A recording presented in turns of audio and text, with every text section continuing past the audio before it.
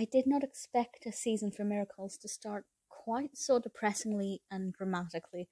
I didn't think I would like this film, not because I thought it would be a bad film, but because I don't usually like Christmas films that are quite dark and depressing. I like my Christmas films to put me in the Christmas mood, but this is very much a Christmas spirit film.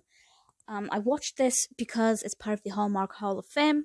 I love Hallmark. I trust their Hall of Fame things.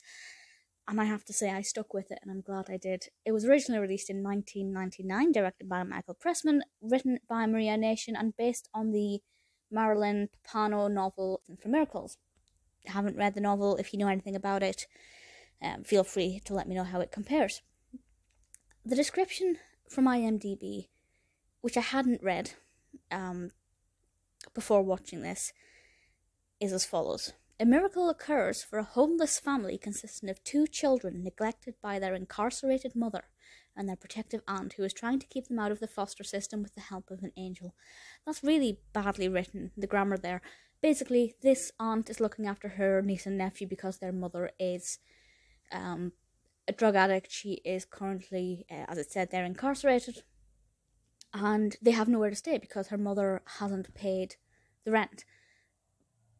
But luck would have it that an opportunity arises in a pretty unusual way, involving a case of mistaken identity, that gives them a chance, not just of survival, but of a happy Christmas time.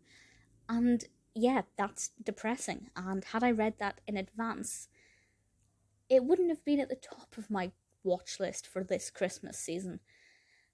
But I'm glad I watched it because it was quite refreshing, very eye-opening, made me look at things in a different way.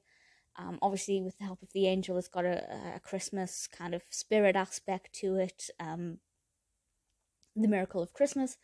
Oh, obviously, it's called A Season for Miracles.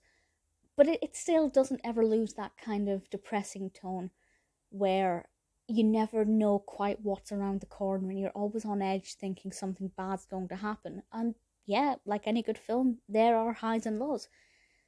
But I really thoroughly enjoyed it, and, you know, maybe it wasn't what I'd expected, but I really liked it. It was only after watching it that I realised that Alana was played by Mae Whitman. Had I known that in advance as well, that would have made it even more interesting, but I really like Mae Whitman's acting style.